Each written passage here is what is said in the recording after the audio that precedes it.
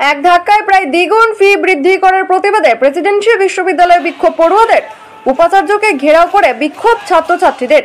নতুন শিক্ষাবর্ষে ভর্তি থেকে শুরু করে পরীক্ষার ফি প্রায় দ্বিগুণ করা হয়েছে। এই বিষয়ে ছাত্রছাত্রীদের জানানো পর্যন্ত হয়নি বলে অভিযোগ। গত কয়েকদিন ধরেই এই ফি বৃদ্ধির জেরে বিক্ষোভ বিশ্ববিদ্যালয়ের পড়ুয়াদের। উপাচার্যকে ঘেরাও করে অবস্থান বিক্ষোভ চলছে পড়ুয়াদের। যতক্ষণ না তাদের দাবি না মানা হয় ততক্ষণ ঘেরাও চলবে বলে জানাচ্ছেন পড়ুয়ারা। গত 25শে জুলাই দ্বিতীয়বার এই অ্যাডভাইসারি কমিটি সাধারণ ছাত্রছাত্রীর সাথে বৈঠকে বসে। সেই 25শে জুলাই আমাদের সামনে একটা প্রপোজাল রাখা হয়, যে প্রপোজালে দেখা পাচ্ছি আমরা প্রায় 178% ফি ইনক্রিজ হয়েছে। 4200, 4300 থেকে 1,07,200 এবং সেমিস্টার ফিজ 1100, 1225 এবং 1335 থেকে 1,32,000। এই যে প্রপোজালটা আমাদের সামনে দেওয়া হয় সেই দিন থেকেই আমরা অবস্থানরত। আমরা বলছি এই অত্যাধিক ফি বৃদ্ধি আমরা মানছি না।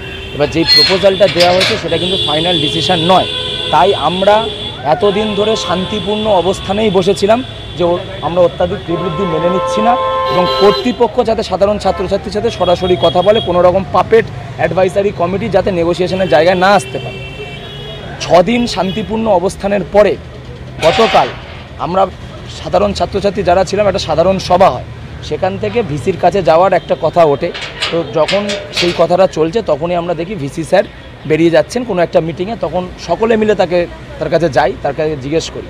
আমাদের কথা ছিল যে খুব দ্রুত অবিলম্বে ছাত্রছাত্রীদের সামনে এই অ্যাডভাইসারি কমিটির যে রেকমেন্ডেশন রিপোর্ট আদতে ছাড়া কথা বলে কি ফাইনাল ডিসিশন নিল, 7,200ই রাখবে নাকি তার থেকে কিছুটা কমাবে নাকি আগে যা ছিল তাই।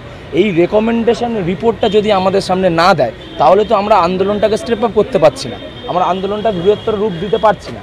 সব কিছু টালমাটাল পরিস্থিতি থাকে। 1:30 থেকে 7টা অবধি ভিসি এখানেই বসে থাকেন। ভিসিকে আমাদের স্পষ্ট বলি আপনি একটা লিখিত আশ্বাস দিন, কারণ পূর্ব অভিজ্ঞতা আমাদের আছে, মৌখিক আশ্বাস যতবার অথরিটি দিয়েছে ততবার কোনো কাজ হয়নি।